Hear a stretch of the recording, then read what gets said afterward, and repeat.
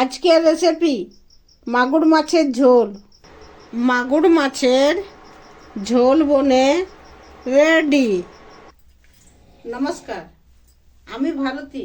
আজকে আরেকটা নতুন রেসিপি নিয়ে এসেছি, মাগুর মাছের ঝোল। এই যে মাগুর মাছের ঝোল বানার জন্য এই যে মাগুর মাছ নিয়েছি। এই মাগুর মাছকে ধুয়ে পরিষ্কার করে নিয়ে আর মাথাগুলা কাটে বাদ দিয়েছি।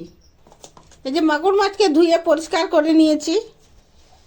এরপরে পরিমাণ মতো নুন, হলুদ আর লঙ্কার গুঁড়ো দিয়ে মাখিয়ে নিয়ে সরষের তেল গরম করে কালো জিরা ফোড়ন দিয়ে মাছগুলা ভাজে নেব।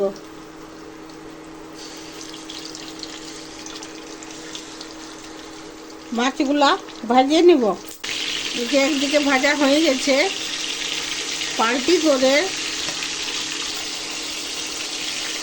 করে দুদিকে লাল লাল করে ভাজে নিব। যে ভাজে নিয়ে তুলে নিব। এইভাবে বাকি মাছগুলা ভাজে নিব।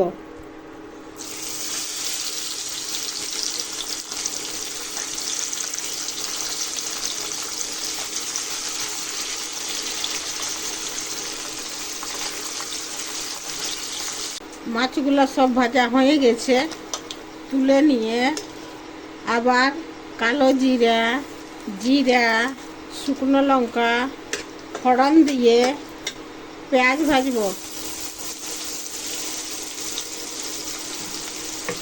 এই যে পেঁয়াজ ভাজা হয়ে গেছে, এরপর আদা রসুন বাটা, জিরা গোলকি বাটা, কাঁচা লঙ্কা বাটা, মশলার জলটা, হলুদ, কাশ্মীরি লঙ্কা গুঁড়ো দিয়ে আর মশলাটাকে ভাজে নিয়ে, এই যে মশলা ভাজা হয়ে গেছে, মশলার থেকে তেল ছাড়ে দিয়েছে।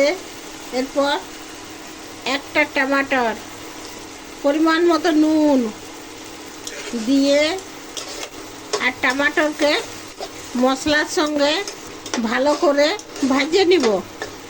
টমাটোরটা গলার জন্য একটু ঢাকন দিয়ে দিচ্ছি। 2 মিনিট পর ঢাকনটা খুলে নিচ্ছি। খুলে নিয়ে মশলার সঙ্গে টমাটোরকে ভালো করে ভাজে নিব। মশলার সঙ্গে টমাটোর ভাজা হয়ে গেছে, মশলার থেকে তেল ছেড়ে দিয়েছে। এরপর জল দিয়ে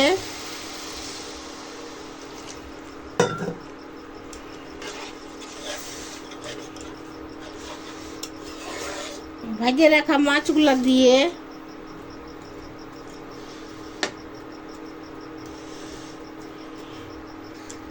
দুটো চেরা কাঁচা লঙ্কা দিয়ে আর ঢাকুন দিয়ে 5 মিনিট ফুটতে দেব। 5 মিনিট পর ঢাকুনটা খুলে নিচ্ছি। এরপর আঁচটা বন্ধ করে দিয়ে আর ধনিয়া পাতা দিয়ে আর মিক্স করে নাভায় আর পরোসে নিব। এরপর ধনিয়া পাতা দিয়ে গার্নিশ করে দিচ্ছি। দেশি মাগুর মাছের ঝোল বনে রেডি। খেতে দারুণ টেস্টি হয়েছে, বলতে হবে মাগুর মাছের ঝোল। এটা ভাত, রুটি, পরোটা সকলের সঙ্গে খেতে পারেন। খেতে দারুণ টেস্টি হয়েছে।